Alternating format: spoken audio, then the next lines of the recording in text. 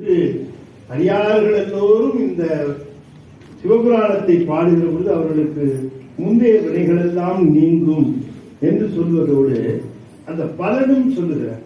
என்ன பலன்? சொல்லிய பாட்டின் சொல்லுவார் இல்லையா? அப்ப இந்த பலன் சொல்றது அவர் முதல்ல அவரை பார்த்து அவருக்கு பதிகம் பாடி இருக்கிற பொழுது அந்த பதிகத்துக்கு பலன் சொல்லுவாரா? சாமியை பார்த்து பாடுறார், பதிகம் பாடுகிறார், பார்த்துட்டு இந்த பதிகத்தை பாடுறவங்களுக்கு எல்லாம் பலன் கிடைக்கும் அப்படின்னு சொல்லுவது மறந்து சொல்லிய பாட்டின் பொருள் உணர்ந்து சொல்லுவார். சிவனடி கீழ் பணிந்து என்று சொல்லுவது அந்த திருவடி பீடத்திலே இருந்து அந்த திருவடி கீழிருந்து பாடிய பாடல் என்று அதை சொல்லுகிறார். எனவே இந்த சிவபுராணம் என்பது இந்த வழக்குகள் எல்லாம் தீர்ந்து ஒரு சுமூகமான சூழ்நிலையில அனைவரையும் அழைத்து வந்து திருப்பெருந்துறைக்கு அறிமுகப்படுத்தி அந்த திருப்பெருந்துறையிலேயே அவர்களுக்கெல்லாம் அந்த ஆட்படுத்துகின்ற தன்மையை காட்டுகிற முகமாகத்தான் இந்த சிவபுராணத்தை அருளி செய்கின்றார். எனவே சிவபுராணம் எல்லா உயிர்களும் நலம் பெறும் பொருட்டு அருளி செய்தது.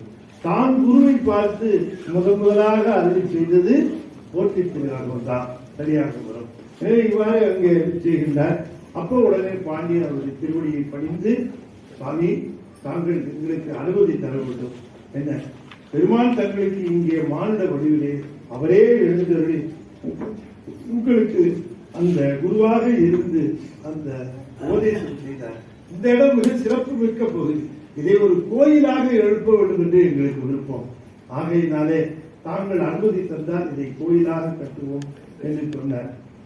மணிவாசகர் செய்து கொள்ளப்பா, அது நல்லதுதான் செய்கிறேன்.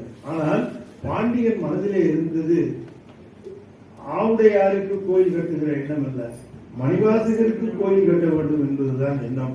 எனவே மணிவாசகருக்கு கோயில் கட்டும் எண்ணத்திலேதான் அந்த திருவடி பீடத்தை அங்கே அமைத்து மணிவாசகர் வழிபட்ட திருவடி பீடத்தையே கோயிலாக சமைத்தார். அந்த ஆத்மநாதர் என்று சொல்லக்கூடியது பிற்காலத்திலே வந்திருக்கக்கூடிய ஒன்றாக இருக்கும். மணிவாசகர் அவரையே தொழுவது போல அதையும் அமைத்துக் கொண்டார் அந்த பாண்டிய மன்னர். அந்த கோயிலை மணிவாசகருடைய விழாக்களை எடுப்பதற்கு அவனே அமைத்தார் இல்லையா? தொடக்க காலத்தில் அந்த கோயில் ஆரம்பிக்கிற காலத்துல என்ன இருந்ததோ அதுதான் பரம்பரையா மரபுரியா வந்திருக்குமே தவிர நடுவை யாரும் மாற்றி இருக்க வாய்ப்பு இல்லை. அப்ப முதல்ல தொடங்கும் போதே மணிவாசகருக்குத்தான் விழா அந்த திருக்கோயில்கள்ல ஆரம்பிச்சிருக்கு. அதுதான் மரபுரியாக அப்படியே வந்திருக்குது. அப்ப அது செய்திருக்கிறது யார் செய்திருக்க முடியும்? பாண்டிய மன்னன் செய்திருக்க முடியும். எனவே பாண்டிய மன்னன் தான் அந்த திருக்கோயிலை கட்ட ஆரம்பித்தார். அவர் அதற்கு அனுமதி தந்தார். சிறப்பாக கொடுங்கை வைத்து சிறப்பான திருக்கோயிலை எழுப்பினார்.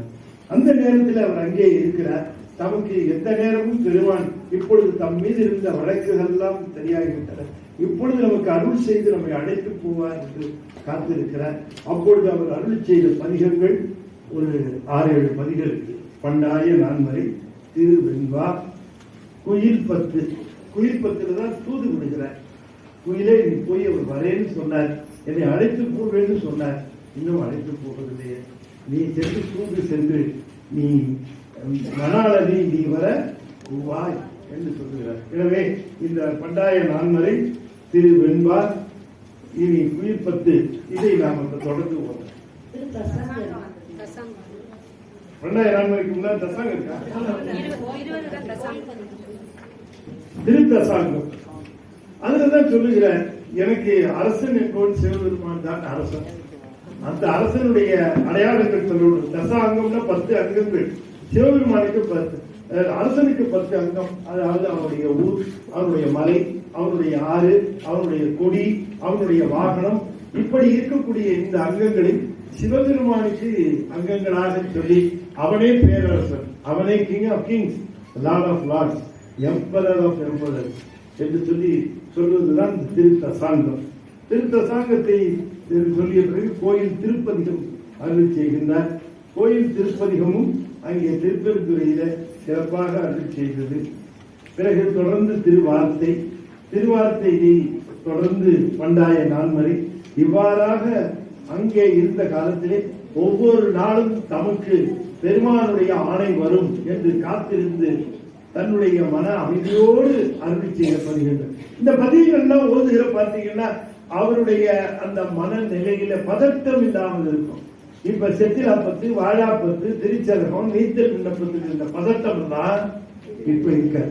அந்த பதட்டம் இங்க இருக்காது. வருத்தம் இருக்கும். ஆனால் அதிலே பதட்டமும் வருத்தமும் அழுகையும் இருக்கும். இங்கே அந்த பதட்டம் இருக்காது. அழைத்து போப்பா, காத்திருக்கிறேன் என்று சொல்லக்கூடிய அந்த நிலை இப்பொழுது திருத்த சங்கம்.